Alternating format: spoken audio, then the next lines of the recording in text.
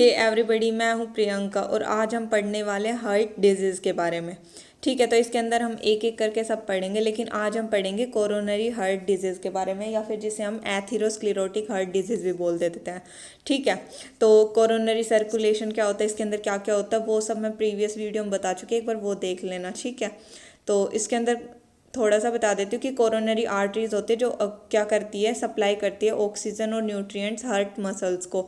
और जो coronary veins होती है वो क्या करती है, कोरोनरी जो वेन्स होती हैं वो क्या करते हैं, डीऑक्सीजनेटेड ब्लड को मसल से क्या करती है, हार्ट के अंदर सप्लाई करती हैं। ठीक है, उसके बाद हम पढ़ेंगे आज इसके डिजीज़ के बारे में। ठीक है, तो सबसे पहले आते हैं एंजीना पेक्टोरिस। एंजीना पेक्टोरिस का मतलब क्या है कि पेन इन चेस्ट। ठीक है, चेस्ट के अंदर क्या होता है, पेन होता है। अब उसका कारण क्या है, एथेरोस्क्लेरोसिस। एथेरोस्क्लेरोसिस का मतलब क्या है कि hardening of arterial wall due to deposition of plaque in coronary arteries. मतलब कि जो आर्टरीज की वॉल है वो क्या हो जाती है, हार्ड हो जाती है। और वो हार्ड क्यों होती है, क्योंकि प्लैक डिपॉजिट हो जाता है कोरोनरी आर्टरीज में। अब प्लैक क्या होता है, ये कोलेस्ट्रॉल और फैटी एसिड्स होते हैं जो डिपॉजिट हो जाते हैं हमारी आर्टरीज के अंदर। जैसे देखो, ये हमारे पास नॉर्मल आर्टरी है, ठीक है, और ये है हमारे पास अफेक्टेड आर्टरी। इसके अंदर ये जो अलग से पोर्शन दिख रहा है ना, वाइट वाइट, इसे हम बोलते हैं प्लैग। ठीक है, ये क्या है, एक्स्ट्रा कोलेस्ट्रॉल फैटी एसिड वगैरह है। ठीक है, इसने क्या कर दिया, हमारी आर्टरी को नैरो कर दिया। ठीक है, कितना नैरो कर दिया, कितनी पतली कर दी। ठीक है, उसके बाद अब ये सब कैसे होता है। ठीक है, तो इसकी वजह से क्या होगा, अब इसकी वजह से स्ट्रेस की कंडीशन में क्या होता है, एक्सपेंशन नहीं हो पाती। ठीक है, मतलब कि स्ट्रेस की कंडीशन में क्या करता है, हमारा हार्ट बहुत ज़्यादा तेज़ी से वर्क करता है, मतलब बहुत तेज हार्ट हमारा जो है वो बीट करता है। तो उसके अंदर क्या होता है, मतलब कि ब्लड की सप्लाई क्या होती है, तेज होनी चाहिए। उसके अंदर ब्लड सप्लाई क्या होनी चाहिए, ज़्यादा होनी चाहिए। लेकिन यहाँ पर क्या होता है, रिक्वायर्ड अमाउंट में एक्सपेंशन नहीं हो पाती। ठीक है, और रिक्वायर्ड अमाउंट में एक्सपेंशन नहीं हो पाती प्लैक की वजह से, जिससे क्या होगा, ऑक्सीजन जो है वो पहुंचेगा नहीं हमारी हार्ट मसल्स तक। ठीक है, तो फिर उनके अंदर क्या होगा, अब ऑक्सीजन की कमी की वजह से हार्ट मसल के अंदर हमें पेन फील होगा। ठीक है, तो ये होता है हमारे पास एंजीना पेक्टोरिस डिजीज़ के बारे में। ठीक है, ये डिजीज़ जो है वो फेटल नहीं होती, पेन एक बार होता है और फिर जल्दी ही पास हो जाता है। तो अब बात करते हैं सेकंड, हार्ट अटैक या कोरोनरी थ्रोम्बोसिस की। ठीक है, हार्ट अटैक का कोरोनरी थ्रोम्बोसिस। ठीक है, कोरोनरी थ्रोम्बोसिस का मतलब क्या है कि कोरोनरी मतलब कोरोनरी आर्टरी के अंदर थ्रोम्बोसिस, थ्रोम्बस का बनना। थ्रोम्बस मतलब क्लोट की फॉर्मेशन। ठीक है, तो हमारी जो कोरोनरी आर्टरीज हैं उनके अंदर थ्रोम्बस या क्लोट फॉर्मेशन हो जाते, जो हमारी आर्टरी को क्या कर देगी, ब्लॉक कर देगी, जिसे हम क्या कहते हैं, हार्ट अटैक या कोरोनरी थ्रोम्बोसिस। इसके अंदर जो है वो ब्लड सप्लाई हमारी मसल्स को नहीं होगा, और मसल्स को अगर ब्लड सप्लाई नहीं हुआ तो ऑक्सीजन नहीं पहुंचेगी, ऑक्सीजन नहीं पहुंचेगी तो जो हमारी हार्ट की मसल्स हैं वो क्या कर जाएगी, उनके सेल्स डाई कर जाएंगे। जैसे कि देखो, ये हमारा हार्ट है, ये हमारी आर्टरी है, इसके अंदर ये प्लैक डिपॉजिट हो रहा है। ठीक है, येलो कलर का। उसके बाद यहाँ पर ये जो डार्क रेड कलर दिख रहा है पोर्शन, ठीक है, इसे क्या बोलते हैं हम, क्लोट बोलते हैं। इसने क्या कर दिया, इस पाथवे को पूरा ब्लॉक कर दिया। ठीक है, अब क्या हो रहा है, हार्ट मसल्स के अंदर क्या नहीं हो रहा, ऑक्सीजनेटेड ब्लड नहीं पहुंच पा रहा। अगर ऑक्सीजनेटेड ब्लड नहीं पहुंचेगा तो फिर क्या होगा, जो इलेक्ट्रिकल कंडक्शन है वो क्या होगा, इंटरप्ट होगा, वो इलेक्ट्रिकल कंडक्शन नहीं होगा। और अगर इलेक्ट्रिकल इम्पल्स इंटरप्ट हो गया तो फिर जो हमारा हार्ट है वो अपने वर्किंग को क्या कर देगा, स्टॉप कर देगा। और अगर हार्ट ने वर्क करना स्टॉप कर दिया तो डेथ तो होगी ही। ठीक है, अब इसके सिम्टम्स क्या क्या हैं, ठीक है, कैरेक्टरिस्टिक्स क्या क्या है। इसके अंदर क्या होता है, चेस्ट में पेन होता है। ठीक है, पेन इन हार्ट, हार्ट में पेन होता है। ब्रेथलेसनेस मतलब कि सांस लेने में दिक्कत होती है। रेस्टलेसनेस, थकान थकान सी फील होती है। Nausea, vomiting. ठीक है, ये सब क्या है, इसके सिम्टम्स है। अब डायग्नोसिस कैसे करें, तो इसके लिए कोरोनरी डिजीज के लिए क्या होता है, कोरोनरी एंजियोग्राम। ठीक है, कोरोनरी एंजियोग्राम एक स्पेशल प्रोसीजर जिसके अंदर एक्सरे पिक्चर्स ली जाते हैं हमारे हार्ट की, जिनसे हमें पता चल रहा है कि उसके नैरो हो गई है या ब्लॉक हो गई है आर्टरीज हमारी, मतलब क्या एबनॉर्मलिटी है हमारी जो हार्ट मसल्स है और हार्ट वाल्व्स है उनके अंदर। ठीक है, ये एक एक्सरे, ये कोरोनरी एंजियोग्राम है एक पेशेंट का। ठीक है, ये तो नॉर्मल है। ठीक है, ये वाला नॉर्मल है क्योंकि इसके अंदर देखो पूरी लाइन कंप्लीट है, लेकिन यहाँ पे देखो इसके अंदर ये जो पोर्शन है ये वाइट वाइट सा है, ये कंप्लीट नहीं है। मतलब इस आर्टरी के अंदर क्या है, या तो ब्लॉकेज है या फिर ये नैरो है, इसके अंदर कोई दिक्कत है। तो ये क्या शो कर रही है, कोरोनरी एंजियोग्राम हमें शो कर रहा है कि ये ब्लॉक्ड है या नैरो है, मतलब ये कुछ प्रॉब्लम है हमारी हार्ट मसल या हार्ट वाल्व के अंदर। ठीक है, अब नेक्स्ट आता है इसके ट्रीटमेंट के बारे में। ट्रीटमेंट, ठीक है, पहले बाईपास सर्जरी होती थी लेकिन अब इंटरवेंशनल प्रोसीजर यूज़ करते हैं। इंटरवेंशनल प्रोसीजर का मतलब क्या है, ये एक नॉन सर्जिकल प्रोसीजर है, मतलब इसके अंदर सर्जरी नहीं होती, लेकिन ये यूज़ किया जाता है ओपन करने के लिए जो हमारी कोरोनरी आर्टरीज होती है उनको। ठीक है, और जिससे कि क्या होगा, ब्लड फ्लो क्या करेगा, इम्प्रूव कर जाएगा। इसके अंदर सबसे पहले हम बात करते हैं किसकी, बैलून एंजियोप्लास्टी। बैलून एंजियोप्लास्टी की, बैलून एंजियोप्लास्टी के अंदर क्या होता है, कैथेटर होता है, डिफ्लेटेड बैलून। डिफ्लेटेड बैलून मतलब जिसके अंदर हवा नहीं है, मतलब वो सिकुड़ा हुआ है। ठीक है, डिफ्लेटेड बैलून, ठीक है, वो उसको इंट्रोड्यूस करते हैं बॉडी के अंदर लेग के थ्रू।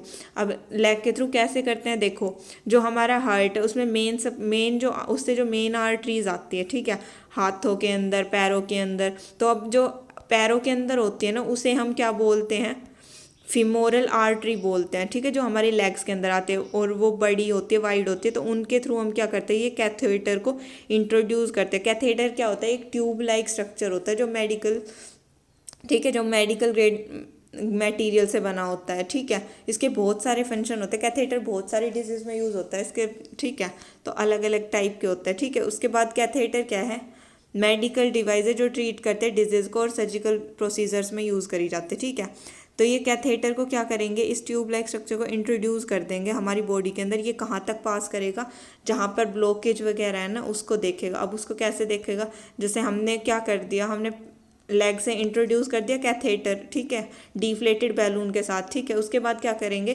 कैथेटर के अंदर एक कैमरा होता है, ठीक है, कैथेटर के अंदर क्या होता है, कैमरा होता है जो गाइड डॉक्टर को और डिफ्लेटेड बैलून को, ठीक है, कहाँ तक कि ब्लॉक्ड आर्टरी कौन सी है, ठीक है, ब्लॉक्ड आर्टरी तक।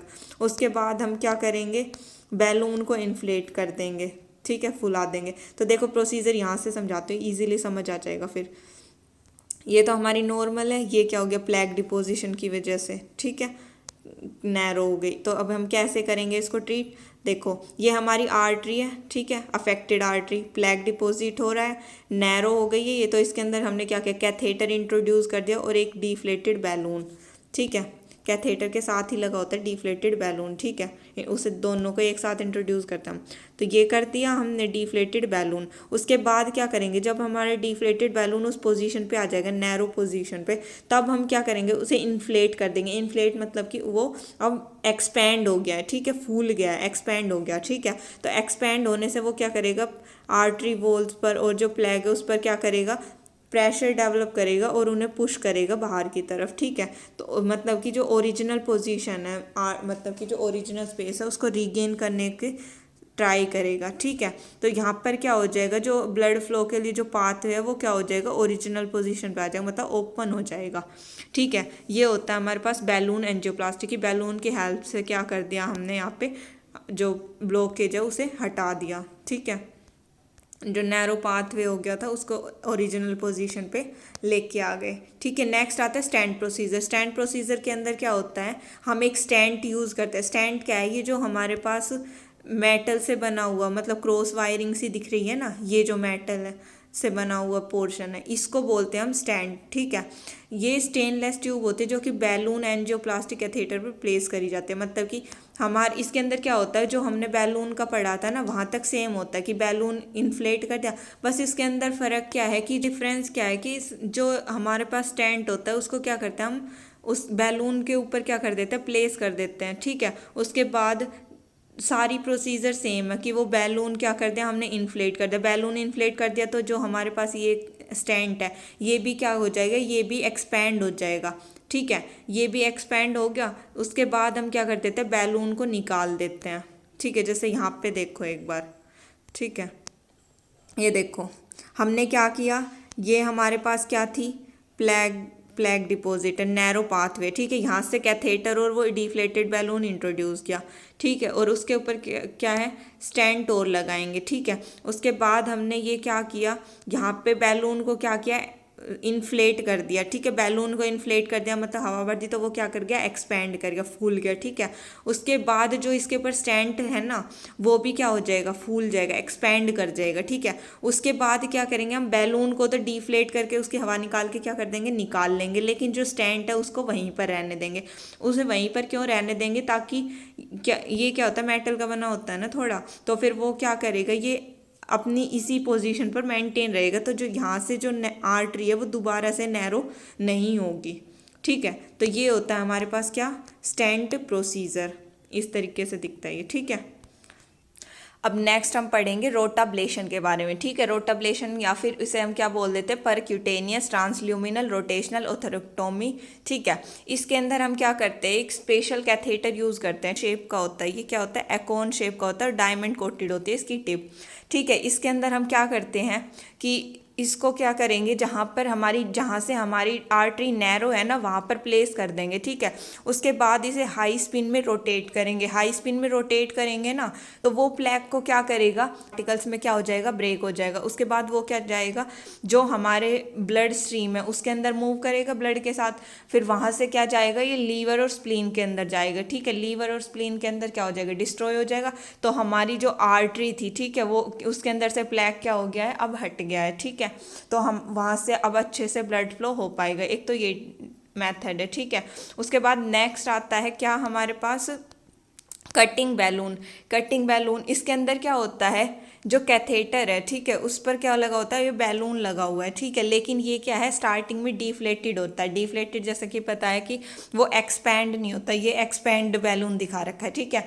वो क्या है, एक्सपैंड करते हैं, उसे बैलून को एक्सपैंड करते हैं, मतलब इन्फ्लेट करते हैं, इन्फ्लेट मतलब हवा भरना, उसका फूलना, ठीक है। तो वो एक्सपैंड कर गया, एक्सपैंड करने के बाद इसके अंदर जो ये ब्लेड्स लगी हुई हैं, ये क्या होंगी, जो प्लैग है उसके कॉन्टैक्ट में आएंगी और उसको क्या करेगी, कंप्रेस करेगी, ठीक है। उसको कंप्रेस करेगी, प्लैग को कंप्रेस करेगी, तो फिर क्या होगा, हमारे पास जो आर्टरी है वो नैरो से क्या हो जाएगी, वाइड हो जाएगी, उसकी जो ओरिजिनल पोजीशन है वो क्या कर लेगी, रीगेन कर लेगी, ठीक है। और ब्लड फ्लो क्या होगा, अच्छे से होगा। इसके अंदर कटिंग बैलून के अंदर क्या होता है कि ये मेथड मेनली यूज़ किया जाता है, जो जैसे कि हमने पहले से स्टैंड मेथड कर रखा है, ठीक है, जिसके अंदर हमने स्टैंड को प्लेस करा था, ठीक है। उसके बाद अगर दोबारा से डिपोजिशन स्टार्ट हो जाती है ना प्लैग की, उसके लिए मेनली हम ये मेथड यूज़ करते हैं, कटिंग बैलून, ठीक है। तो ये था हमारे पास कटिंग बैलून के बारे में। आई होप सभी को समझ आ गई होगी कोरोनरी डिजीज़ और उसके ट्रीटमेंट के बारे में।